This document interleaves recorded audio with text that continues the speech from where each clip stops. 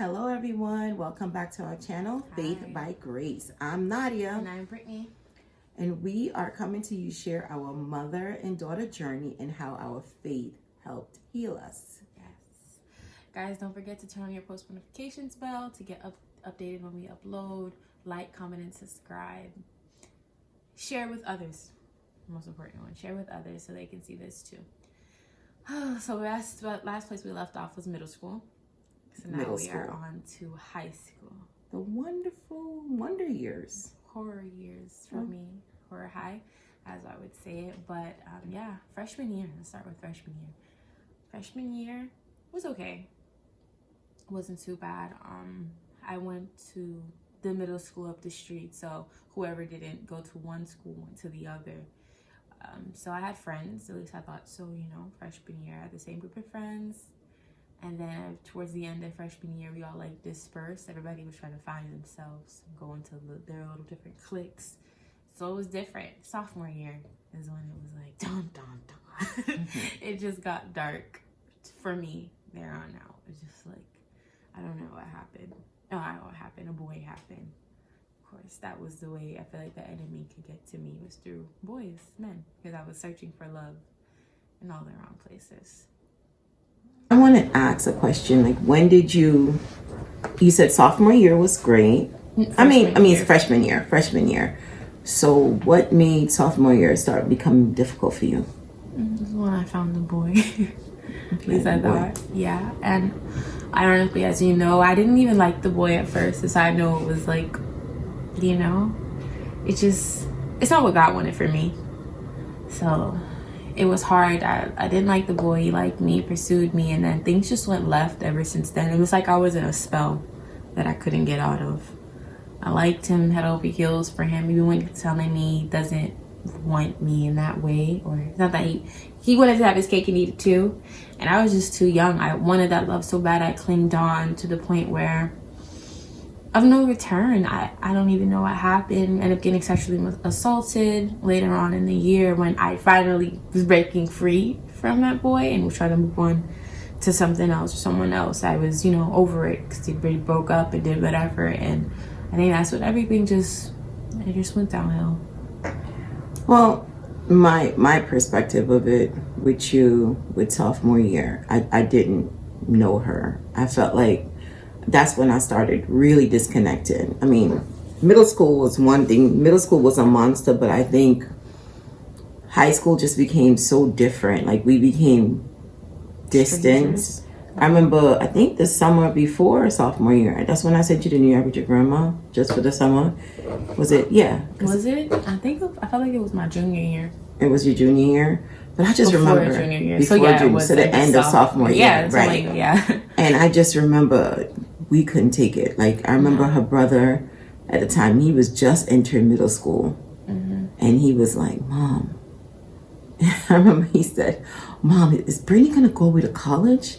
Is she going to go? Because I'm just so tired. Because we were constantly bickering, guys. Like, constantly bickering. I just didn't understand her. Mind you, I didn't know all of what was going on. I'm just seeing my daughter. I knew of the boy she liked because he was a little boy now that I knew, and I liked him, but not for her. No offense, and I knew his mom is pretty decent. I thought he was a decent little boy, and I just remember, like, I don't think everything revealed to me about like how intense everything was. I didn't even know you were intimate. I didn't even know you were intimate. And the way I found out, you lost your vision towards the end of it was sophomore year. Yeah, right. And I don't know if it was mid-sophomore or end sophomore, but remember, the way I knew was the call from the doctor. I laugh because those horror stories that girls have when their moms find out. And I was the only one in school going through that. I was like, oh my gosh. It was just so can I be totally transparent? That's fine. So it was like, I was with a guy and he had a daughter, and then of course I had my daughter and my son, and I just kind of like started taking in all the friends. Our spot would be the hangout spot for all the friends. So I'm totally trusting these kids. Call me naive if you want, but I just felt like, okay, you know, I'm trying to keep them out of trouble. So if I keep them by me and show them the affection, everything I didn't really have when I was younger, I tried to do. And I just remember the doctor called me and she goes, hey, your daughter has a UTI, a really intense UTI. And I'm like, what? And I'm like, how does she have that? And she's not even sexually active. And then on the other end, it was just a pause. And this is her pediatrician from ages. And it was just like quiet on her end when I asked that question. So I am the person that I am. I did a roundtable talk because funny enough, they were all present, or I got you guys. We were all present. All to sit at the table with me. So it was her, another young lady, right? Another young lady. Two young ladies. Two young ladies other than herself. The guy in question. So I sat at the head of the table and he sat at the other end. And I just remember I said to her, are you sexually active? What did you say? I said no. I didn't say anything. I was shaking in my boots. Talk about fear. I felt like I didn't do to myself. I was so scared. I felt like she could see my heart beating out my chest. And I was like, this is it. My life is over. Like, I literally felt like, you know, when you try to see your future, that day I didn't see your future. I was so scared. And I was just like, even if she knows, I feel like I just had to lie my way through. And then the other young girl, because she was trying to save me, she just confessed. Because you asked all of us. And she confessed first, and then I confessed. And then when she confessed, took the edge off of things, because at the end of the day, she wasn't your daughter. So it's just like, maybe she say first, she won't get killed, and then she'll have a little mercy on me. I was too scared. Yeah. And I was like, I felt like I was so young, and just, I was ashamed. It was shameful for me. I was ashamed. So imagine on my side, as a mom, and I'm hearing this, and I'm in shock, y'all. Like, you know, Brittany was just, I thought we were so close. I thought she would tell me that. And I wanted to know. It didn't matter that she was 15 or 16 or 17. I wanted to know. That was a bond that I thought I was going to have with my daughter. Like, she would tell me that I could make sure she was safe, you know, because we try to think we can stop our kids. And I, of course, like everyone else, I wanted her to be innocent until she met the right one. And I'm not gonna lie, that's what I instilled in her.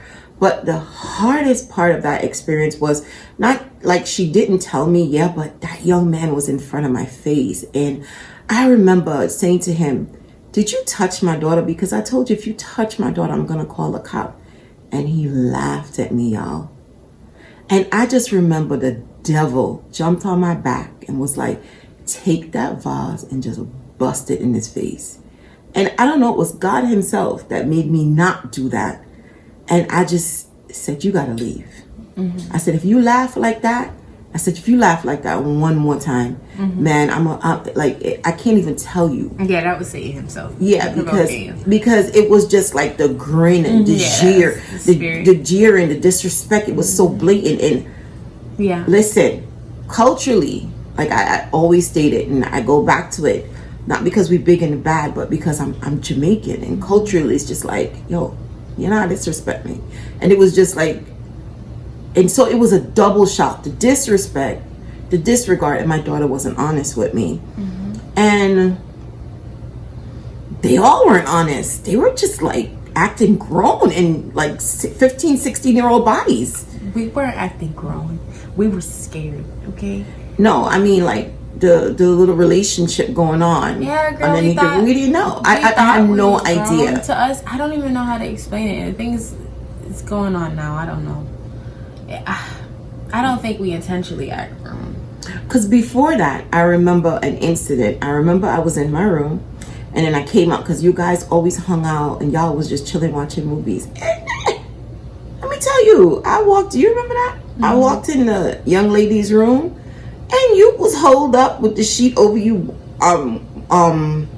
watching TV, and there was no doors closed in the house. All the doors were wide open, and then the other one was on the floor, coupled up. They weren't doing anything, but I said, bright and presumptuous. I couldn't do that with my mama.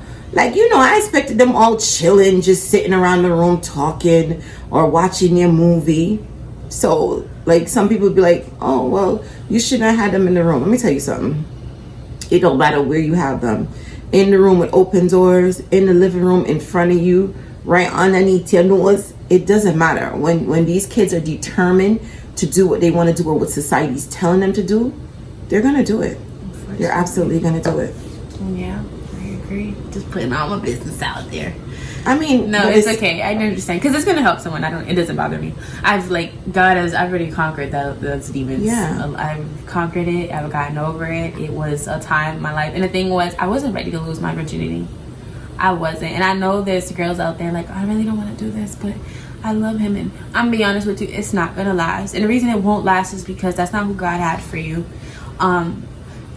If you can, I know it's hard to say because when I was in it, someone told me that I'd be like, girl, bye, but let go and let God, because I promise you, these boys that are here now, they're not to stay. They're young. It's not even their fault. They could be going through things spiritually. The enemy is very, very tricky. He has a strategic plan for each and every one of us, and I realized that going to school, and I realized it was all a plan. All these boys, and the enemy knew my way in was I was looking for love, and it was all these boys and distractions because I was good at school. I had good grades. I wasn't a bad kid, but I felt like boys and me finding love was my thing. Like, that was what I was struggling with. I didn't know who I was. Like, I just felt like I was a silent mouse sometimes. Like, I would just sit there. My mom walked in one time and this boy was raising his voice at me in our house. And my mom went off, and I didn't know how to stand up for myself.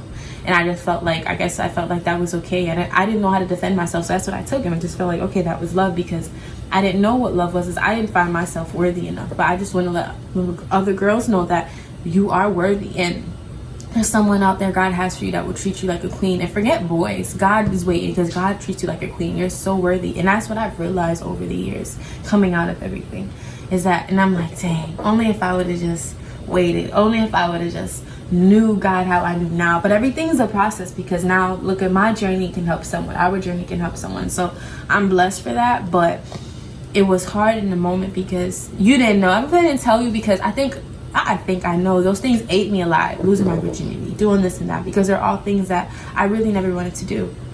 I gave myself away. I expected it to be so special, and it wasn't. It was nothing like that. I just felt used in a sense, and then you get cheated on. In middle school know about getting cheated on, It was hard. And I'm like, what's going on? I just felt like, I was like a young girl doing girl things with no direction. And I'm gonna piggyback on that moment when you said I just yelled at the boy. So, like I said, I was the house. We had quite a few kids. I had quite a few kids in that house, just hanging out, just high school kids. There was some transfer students from other countries, very nice young men, and then that other young man, and another young man from a group home, and then the girls. And it wasn't really a couple thing, just kids, friends, friends hanging out. So I'm here in my room, and they're in the living room, and they're chatting, living room, kitchen, and they're talking, and I'm hearing, as a parent, you're kind of hearing the conversation, because it's an apartment, it's not a house, so there's only but so much. But I'm hearing this young man bossing my daughter up like that's her daddy, and my daughter wasn't saying nothing. So I went out there, and like any mama bear, I was like, what you doing? And he felt like he could speak to you like that. And I still was so naive, guys. You don't understand. I guess I put my daughter on such a pedestal. It's probably hard for her too. Like, I didn't know. I didn't even suspect. So by then, I think you had already. And I didn't know. So that's why he felt like that entitlement of bossing her and treating her. See, like a lot of kids, from my observation and from going back to my childhood, we do not have it figured out. Like, they don't know. Like I always say, it's like young people. Finally, you reach that stage, high school. Finally, you reach that stage where, mom is not always right. They're caught between this place of I'm an adult or want to be an adult and I could think like adult, so I really don't know what's going on. So then they start making adult moves and have children minds, and it's only when they find yourself in that situation of confusion. Number one, if anyone is out there and a guy is making you feel like you have to be intimate with him in order to sustain the relationship, or if you love me, we see it on TV so many times. Well, if you love me, you'll do it, and everybody's like, oh my gosh, but that's what's going on. It's the peer pressure. It's still there. Like, if you love me, I know. That was my experience also. I did the same exact thing. And how much years later, it was my daughter's turn. And I wish it was something that I had broken or really healed from. I was looking for love. I was looking for acceptance, but we'll get to my story in another time. And I just remember regret. That's why I try to tell my daughter so much. Just wait for the right one. Wait for the right one. Wait until you're married. Like, just wait for the right one, because when you meet the right one, he's going to treat you so phenomenal. And I just didn't want her to go through anything that I went through, especially that heartache, especially that sex is so intimate. And I used to always tell her, it's not that sex is a bad thing, because then there wouldn't be so many people in the world if it was a bad thing. And God designed it for procreation, but he's such a merciful God. You can enjoy it at the same time. But I always used to tell my kids, if it's with the wrong person, you won't enjoy it. And if it's with the wrong person, you're going to be left with a lot of regrets. So when you're intimate with someone and they disappoint you, that breaks you down, because intimacy is a connection. Sexual intimacy is a connection. It creates a soul tie. It creates a bond. It was meant for like a sacred thing between a man and a woman. You know, it's supposed to be one man. It's supposed to be one woman. It's supposed to be done by the grace of God in such a place where you are literally tying yourself to this person eternally. That's what it was designed for. When God created Adam and then Eve, and he took the rib and he created Eve. That's how intimate we are supposed to be. But the world teaches these children different. Sexual morality. Yeah, the world is like, oh, you could do it, and this, or don't slut shame me. So there are like a lot of young ladies, broken, beautiful young ladies, just walking around and just having people use their bodies. And it goes the same for young men, because not all these young men really want to jump into it, but they feel like, yo, this is what I got to do, because this is what society said I got to do. So I have to have the notches on the bedpost. And then the young lady's like, well, this is how I'll keep him. None of it works. So on my observation, I'm just seeing a lot of broken people making the same mistake over and over in the same circle. And it's just intensifying, because you're just getting more partners and more. It's just the same situation over. It's a terrible cycle, and all you're doing is adding body count. And you know, people be like, don't slut shame me. Don't. It's not about that, guys. Jesus wants you as you are. It's not about you being a slut, because I just don't think I should call anyone a slut.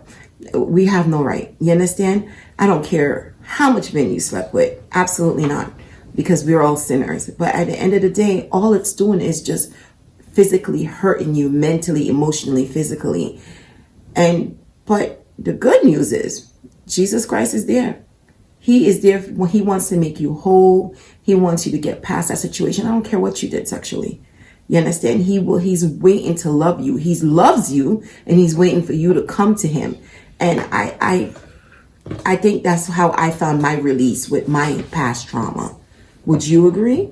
Oh, most definitely. Because, I mean, I don't want to jump, because that's like my last thing. Okay. But, no, I'm just saying, like, I want to say it, but Jesus was my crutch. Like, I would never be where I am today without Jesus' love, because I had to learn love, because from that, you said something and I was supposed to talk about it. I forgot. But it was so good. You were talking about the innocence and this and that. And I felt like one of the things was too seeing you and your behaviors and your relationships. And sometimes I felt as though how I was like mute. That's how you were. I'm not like with my, also with my father's situation, not with the other boyfriends. I wouldn't say that, but I just felt like, so I think without me realizing unconsciously, it was learned behavior. And I was like, but this is okay. And this is what I seen. And I remember you used to say that to me all the time. You used to say, Brittany, there will be a guy that will wait for you. That's what love is. And I'm thinking, and I remember like saying to myself a lot as a kid, I was like, does she know the real world? Like, no guy is gonna wait for me. And that's how I really thought. No guy is gonna wait for me to have sex. No guy is gonna wait. No guy is gonna love me until I wait. Everybody, you have to have sex now.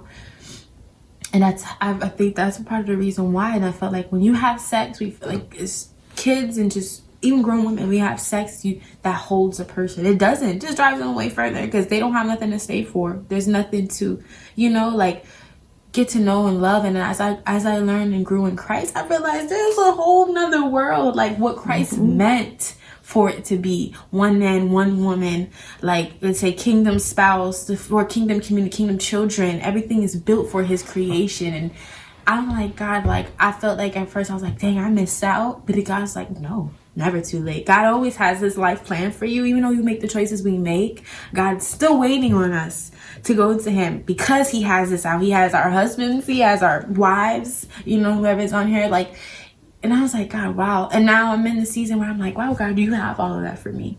Like, even if all I did and I thought I wasn't worthy, but now me growing in Christ, learning Christ, him have to heal me from those broken areas, strip me of my pride, of my hurt, my past traumas, therapy. Like there was a lot that took to get to where I am now.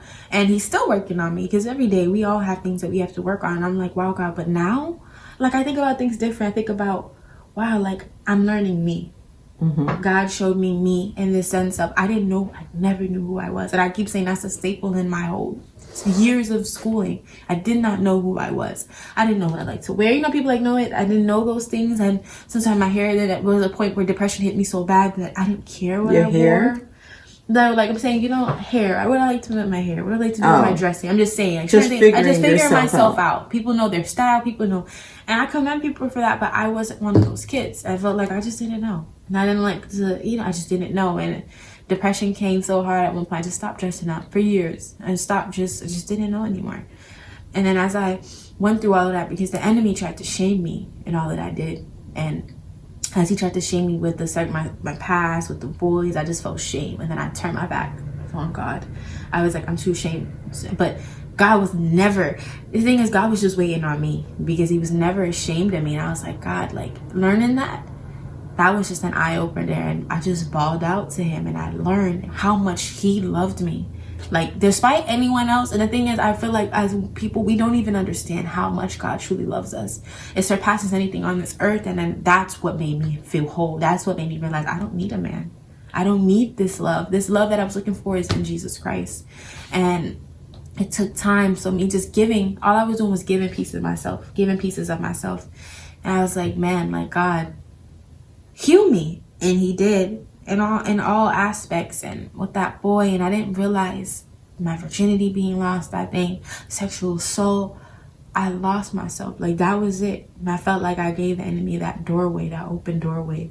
So it was just really, it was hard, but through Christ, that's what I learned. Literally, it just changed me. And there is love out there that will wait, that is supposed to wait, because we're supposed to wait, because that's how God made it. That's how God intended it to be, with one person.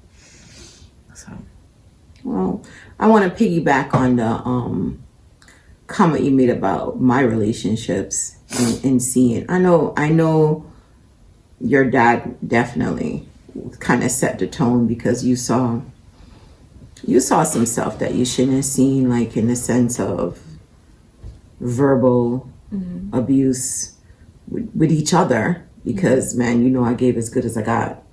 And then you did see some physical stuff.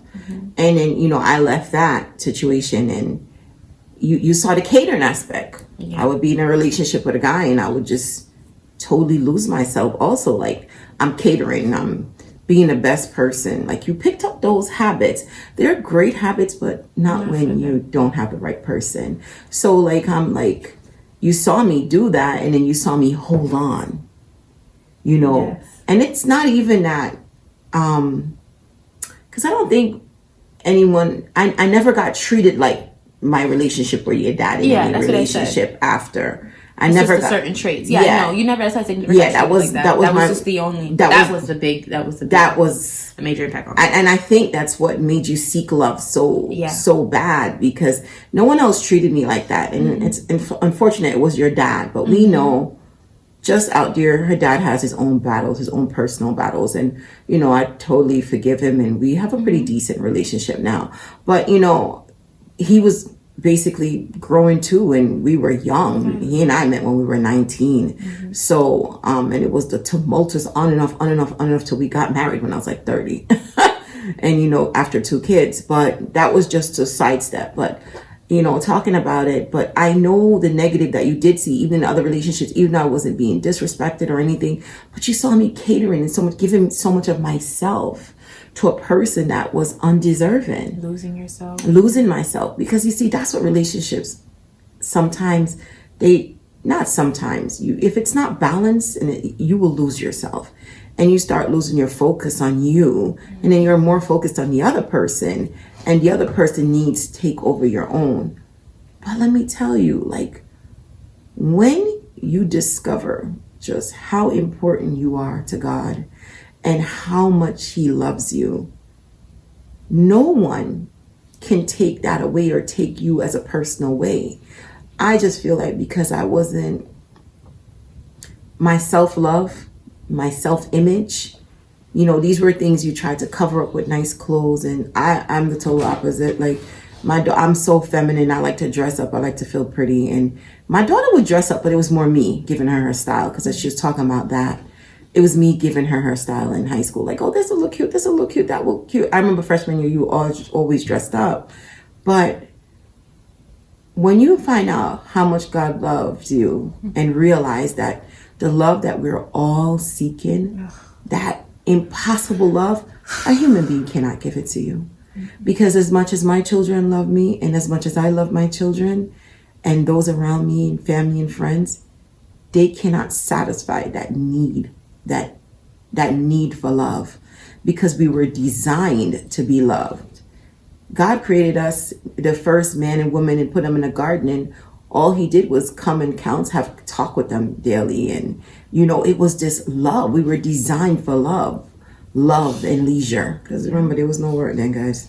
And it was just like, and then now we're in this hard world, and we have to decipher. And the one thing we were designed for is the one thing the world make it hard for you to get to, with humans, with relationships. You know, whether it's a intimate relationship or just a friendship sometimes, because you had problems with that also. But it's this lack of love, this void we're all trying to fill. We have so many vices to fill this void, but none of it is fulfilling until you find Jesus Christ. That's my truth. I'm always going to stick with that. There is no other way but Jesus Christ, because when I discovered just how much He loved me, then I started loving me. And I'm like, okay, you're worthy. And I feel like that's when you came back and you received a different mother. Yes. I was no longer that broken person or that person trying to compensate for you, like showing someone that if I love you hard enough, you're going to appreciate me. I was no longer that person. Because God, I believe that's what I seen unknowingly as a kid, was just, you never loved yourself. So I didn't know how to love myself either. I didn't know what it was to have self-love and self-confidence. You didn't have that as a kid. And in the midst of that time too, my sophomore year or whatever in high school, it was just like, we just started to drift, and I just felt like I didn't know you, I didn't know myself, and you didn't know yourself either. So it was hard, you know. And then junior year came, and then boom, another boy. And that's when I really, after that relationship, is when I really had to go to Christ. Like, that was just it. That broke the camel's back. But in that, like, I just really stressed, because I smile because I just like the love that immense love because I know he saved me. I'm like, And when he I did. should have been dead, he saved me. And he did. That love you can't get from nowhere else. And I was looking for it everywhere else. Like, God is my witness and knows how much I wanted love. Even if I forget relationships, I don't know if you think I'm boy crazy, but friendships, whatever. Like that, I would get so hurt when I get hurt by friends because I felt like I was so loyal and I loved so hard. Just like my mom said, you know, it was hard for her to let go. It's hard for me to let go. Like, I hold on for the life of me. When Christ was holding on to me the same way the whole time. Like, I'm here. Like, I'm here. Like, I'm waiting and I'm here. We tend just to. waiting. But as humans, we tend to get so caught up in the world. We don't see, like, God is calling us. And there's signs and wonders. You wonder why everything is falling apart. I feel like it's because that's when God is calling you the most. And it's just not, nothing's making sense. It's when God is calling you the most. And he's like, my child, like, I'm here. Like, do you know I created you? Like, what I created you for? He knew me before he put me in your stomach, before he gave me unto you. And I had to realize, like, you know, reading the Bible in Romans, it speaks about how nothing, absolutely nothing can separate us from God's love. And that's what I had to learn. And I really realized, like, oh my gosh, like, this is the love I needed. And it surpasses, because even when I feel like I love God to the extent, he loves me way more. Like, that agape love, man, it took me through. This is what did it now. And I'm like, the boys, the everything, I was so broken and left empty. Empty at 15, 16, 17 until 22. Yeah. So. Well, that's it for this episode. Yes. Well, we're going to continue high school. The saga will continue. I call it the wonder years. You call it the horror high.